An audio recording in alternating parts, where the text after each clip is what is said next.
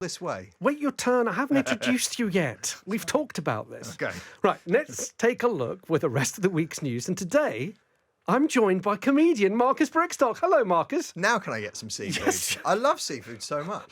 Well, we'll send It's someone nice to out see for you. some prawns. Thanks, man. Thanks for coming in. Now, look, we kicked off on the show talking about the Winter Olympics. Yes, my specialty. And I thought I would take you back to 2016. You join us here again in Kutai for the men's giant slalom event. Getting set at the top, there is Marcus Brigstocke. Yeah, this is it. I'm psyched. Game face. And he's chasing Darren's split time. Can he do it? 23.16. That's almost a second quicker than Darren.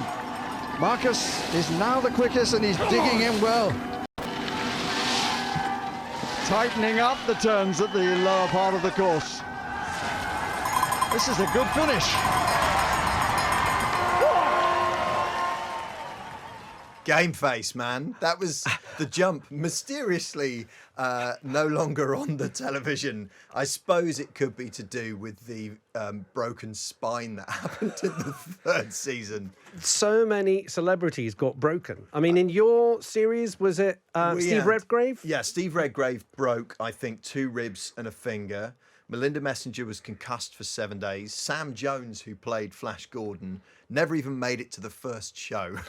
He broke his shoulder. Darren Goff broke 3 ribs, couple of fingers, and snapped hamstring. I broke my cruciate ligament in the final. It was insane. I remember, because I remember how excited you were when you told me you were off to do the jump. It was the best. And then I remembered how not excited you were when for months I was visiting you with your knee strapped up. Limping around. But do you know what? Honestly, I would do that again, despite having... I'm still in some pain some years later, genuinely.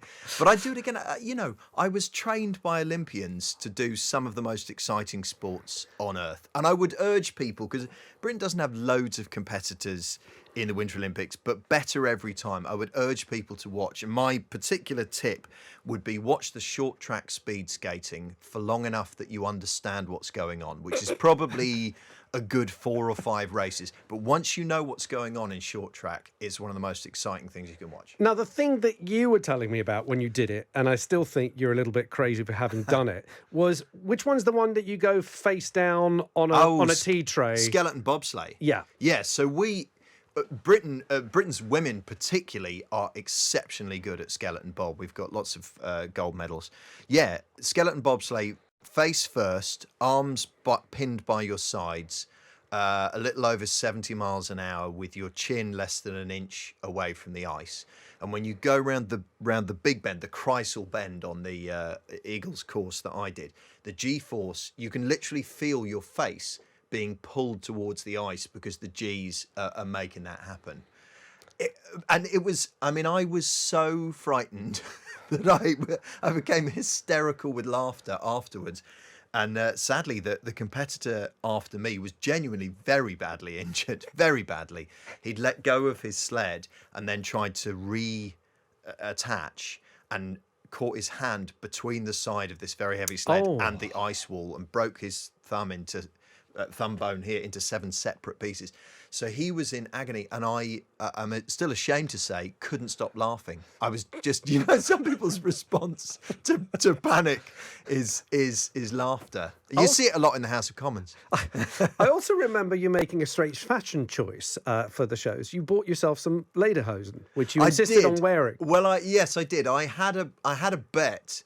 I see. A reverse bet. You know me in gambling, right? Yeah. I'm not the canniest gambler in the world. I had a sort of reverse bet, which was that if I won all 3 of my short track events, I got really into short track speed skating. It's so fun and terrifying.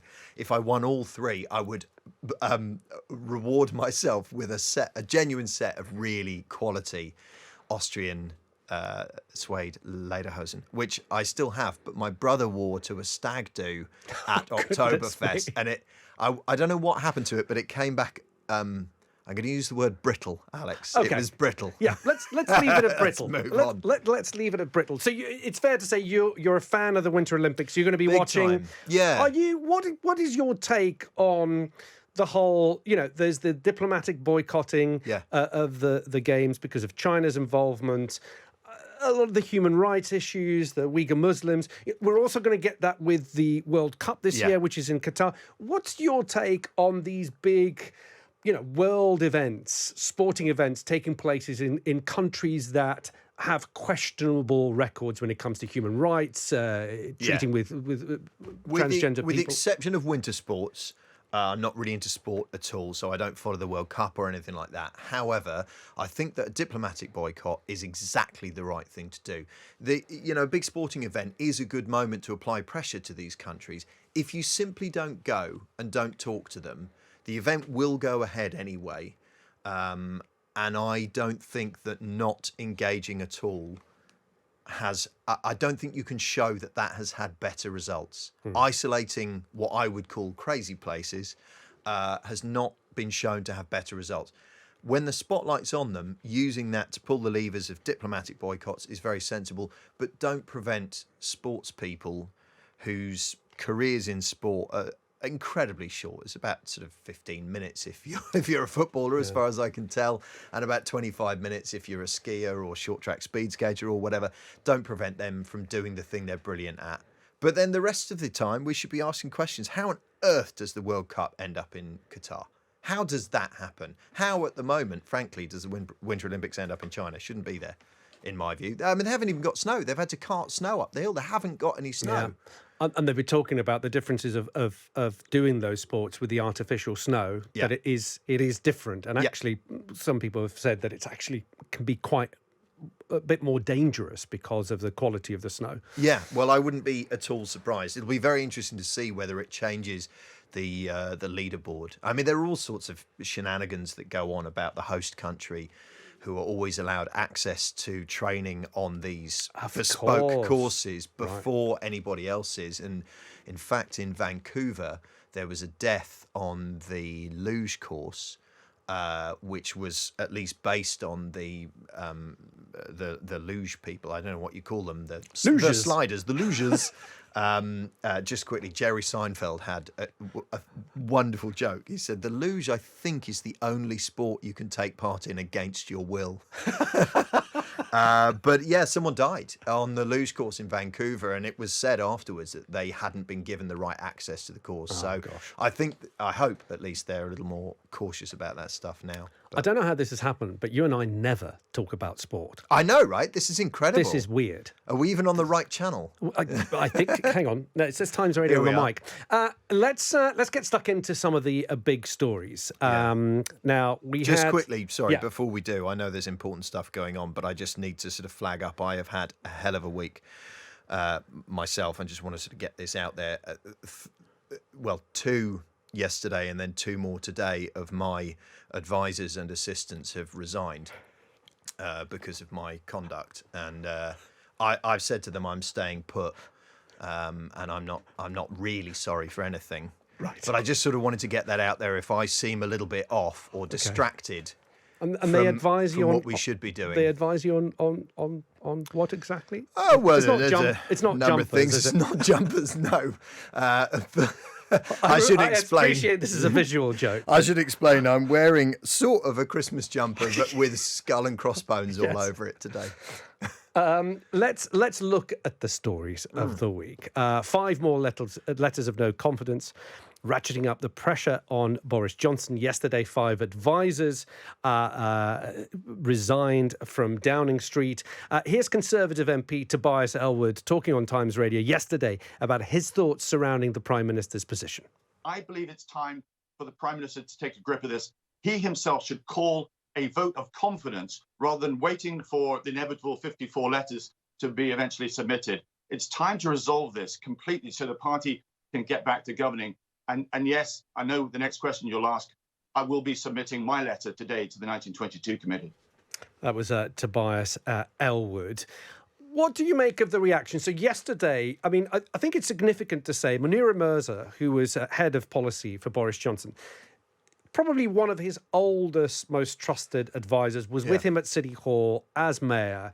And a lot of the defenders of Boris Johnson have come out and said, this is exactly what he told us he would do at the 1922 committee on Monday evening. He said he's going to have a reset in Downing Street. This is all part of that reset. However, that resignation letter from Munira Mirza is quite damning because it was personal. Yeah, and it would be personal, and because she's been with him for so long, and she was with him when he was mayor, and that ties in, I think, to what Keir Starmer said at PMQs about this thing. With Johnson, there's a factoring in of his shenanigans and his way of doing things, which Keir Starmer said, I do not accept. I don't think it's reasonable. But she must have known. I mean, the Jennifer Arcuri stuff, it would be very peculiar for her, having had that close relationship with Boris Johnson, not at least to have observed a certain closeness between the two of them, and suddenly finding that she is coming on all sorts of trips when he was mayor and stuff. So of maybe course, these are allegations that well, I mean, they are allegations that have been investigated. That are being investigated. Wrongdoing has been denied. By him. Yes. Yes.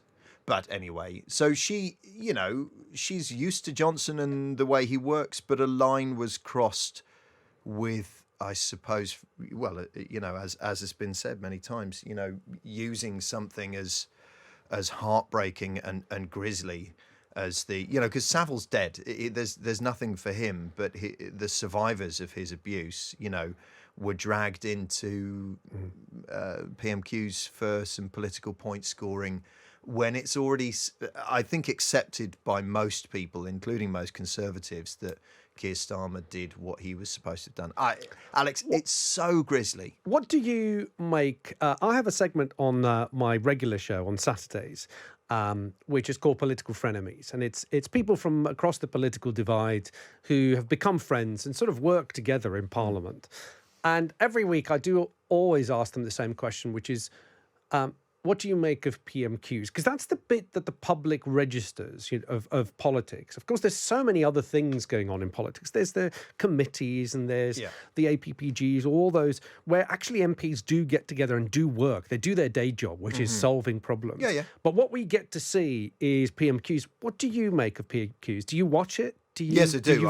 I pretty much watch it every week, and I've gradually been persuaded by a notion that I can't remember where I first heard it. It certainly wasn't my idea. But when they started talking about the number of mice and rats and broken pipework in the Palace of Westminster, someone suggested a bespoke debating chamber somewhere outside of the Palace of Westminster, and actually outside of Westminster altogether, and outside of London would be ideal. I would love for them to move the entire Parliament into a bespoke debating chamber, where because it is televised now, and it is on radio now, and we all accept that, but where the chairs are very clear for anybody watching which party is doing what, because the shots is green benches and usually puffy old men in suits and ties going rah, rah, rah, rah. Basically coloured seating that says, okay, blue, that's the Conservative bit, red, that's the Labour bit, yellow, da, da, da. So you know who's who and what's what. There's a space for everybody who is attending, rather than Michael Gove swaying from side to side, leaning against the side of the Speaker's chair to try and stay upright. One can only assume he's a little tired. But it should be moved, because PMQs is a disgrace. And when I think normal, sane people see that it's impossible for someone to call out any person, the Prime Minister or anyone else, when they believe that they're not being honest, and you can do anything, but you can't say that. I think most people go, well, that's mad, isn't it? It doesn't work. And I'm not for sacking off all of the tradition. Actually, I've been into the Palace of Westminster a couple of times, and for me, it was a sufficiently humbling experience to be somewhere so magnificent that I thought, wow, this does bring a sense of the duty and responsibility that you might have if you're an MP. But clearly, that affects people who grew up in schools that look just like the Palace of Westminster a lot less. I don't think they go in there and go, wow, this is special. This must be an important place where important things. I think they go, no, I was born here.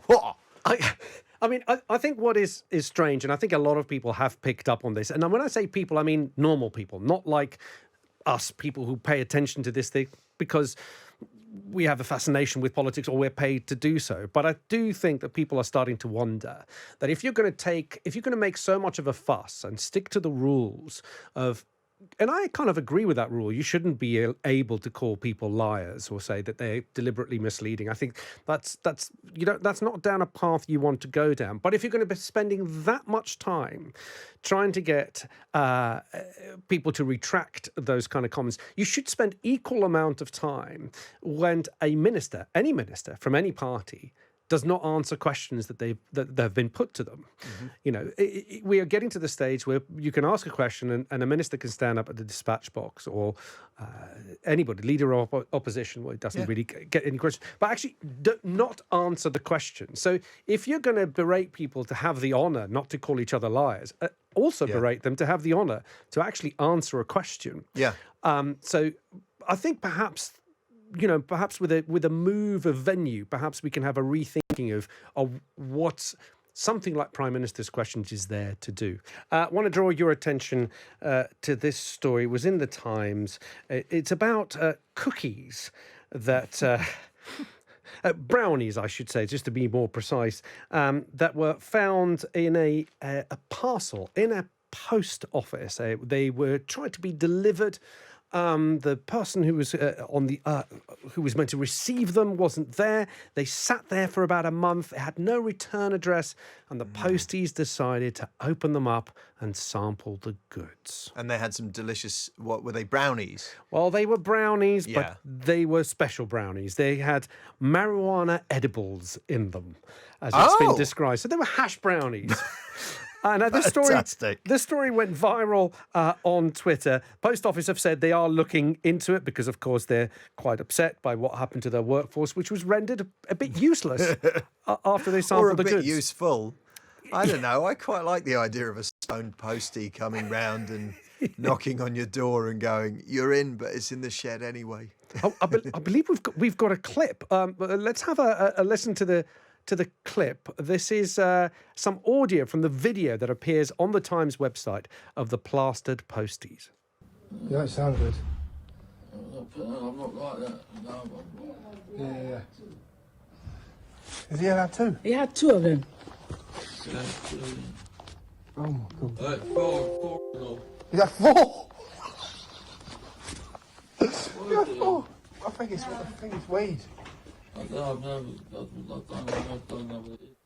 The person speaking, I should say, in the picture is on the floor.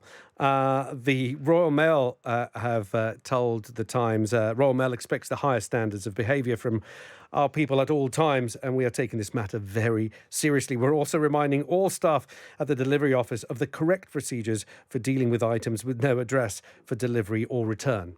Don't eat them, I think, is the rule.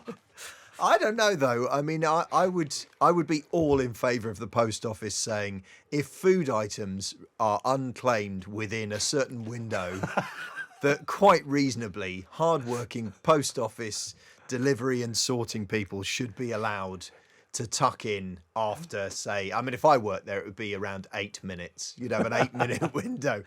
I get strange things delivered by post. I get a lot of cheese delivered by post. We're going to get on to that, yes. As a level one cheese master. Level one cheese master. Got my qualification just around the corner from this very building. The other thing I get delivered are live insects for my chameleon, Roy.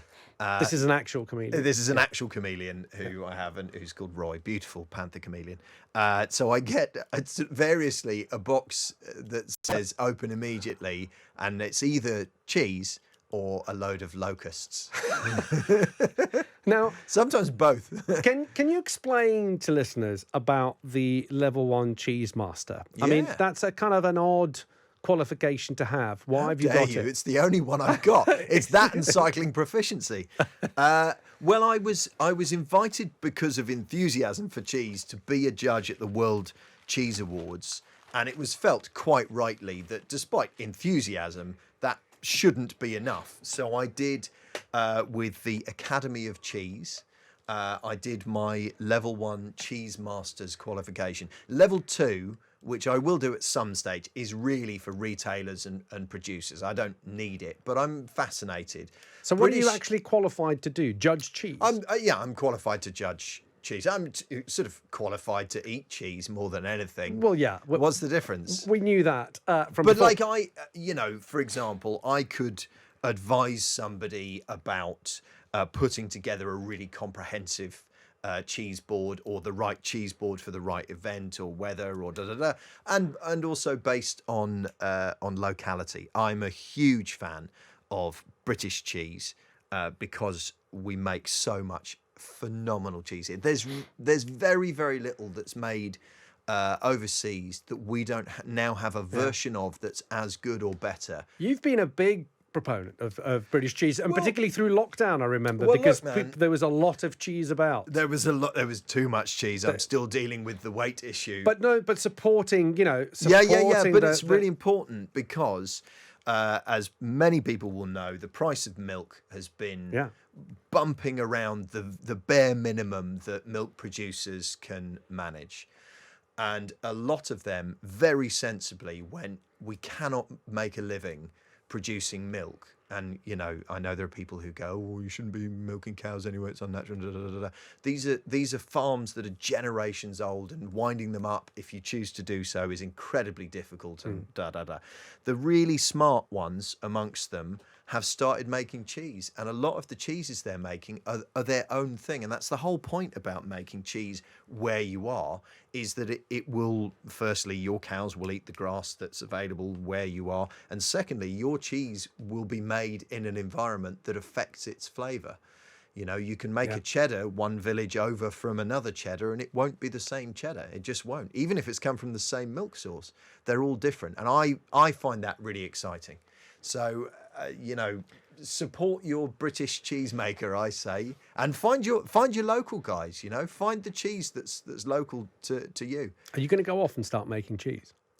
I have tried to make cheese, and it's way harder than it looks. But to be fair to me, I do live in Balham. But I would say this, it's quite legit, and for the lovely guys who work in the Balham collection office, if there's a strong smelling package and I haven't... This is the post office. I haven't made it there in under 4 days, for heaven's sake, open and eat what's in there, unless it's jumping. Look, one last quick story that grabbed my attention. KP Snacks were hacked with prompts of crisps and nut supplies warning. So the shops have been warned that deliveries of nuts and crisps from KP Snacks are going to be delayed because they were hit by ransomware.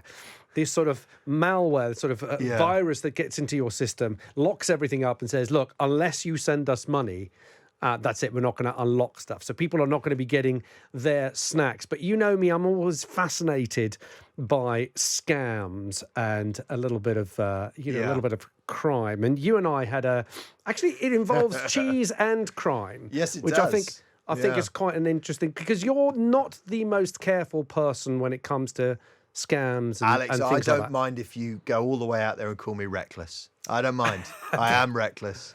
I am a big one, as you know, for if you go to Morocco and you buy a carpet, right, you might well be ripped off. You might. But you'll have sat down with a bloke who's shown you pictures of some random children who are definitely not his, by the way, including one who looks a bit poorly, who's definitely not his. And you'll have had some mint tea, and he'll have said, if you buy the carpet, we'll survive another week. And then you've got a story and you've had an experience. And that to me is as wonderful as the appalling collection of threads that falls apart as you try to bring it home. That's important. I don't want to be pickpocketed as you once did to me as a cautionary tale. Well, Marcus, I have to say, insisted on walking around this market, a cheese market, ironically enough, with his wallet sticking out of his back pocket, because you insisted on having this sort of billfold size wallet. The kind but of there's wallet... a reason why. So when I was first a comedian, everything was in cash. Right. And so very often you'd have a lot of cash. By the way, this makes what I was doing even more dangerous. But you'd have a lot of cash because everything was paid to you in cash. And if you fold that cash in half, it's twice as thick. So I wanted a wallet where it would lie flat and be half as Like thick. a gentleman sort of insight suit pocket. 100%. What it shouldn't have been is sticking several inches out of my back pocket in a French cheese market. So I decided I was going to steal that wallet to Yes. teach Marcus a lesson, and I pickpocketed him and I kept it, and I waited for him to realise. How long did it take me? It took you a good 15 minutes. It took me until the next cheese stall. Exactly. That's how long it took, and I went, until the next impulse buy, and then mon wallet. you swore quite loudly, and then I thought I'd do the decent thing. I'm like, look, I took your wallet. Here it is. I just thought, you should know. And I thought I was going to get gratitude. I thought I was going to get you saying, oh, thank God, Alex, thanks so much. It took me some months to forgive you. He was furious. Of course I was cross. He was I was the furious. victim of a crime. You were. There's a support number for people like me. You Well, were. listen, I hope KP Nuts are okay. I would say this. I think we all, regardless of where we are with the woke agenda or whatever, I think we all miss the board, the cardboard thing behind the bar with a naked lady, and the more nuts you eat, the more of her you see. My God, Those I were the. remember do you those. remember that? Genuinely, No. for young people listening, there was a placard of basically a naked woman, and if you ate around 30 packets of nuts, she would be Appalling. slowly revealed. I know what times we lived in. Listen, we've run out of time. The music's playing. Very quickly, what are you up to at the moment? I'm at the Comedy Store on Sunday. I'm in a TV series very briefly. I can't tell you what, but it's based on the hat the Queen wears. I've signed an NDA. Okay. I've got a tiny part in that, and I'll be doing a tour later in the year. Oh, and Steph's Packed Lunch, which I do regularly on Channel 4. I'll be back up there next week. Mate, it's been great to see you. Lovely to see you. Thanks for having me, man. Thanks so much for coming in. Marcus Brigstocke, everyone.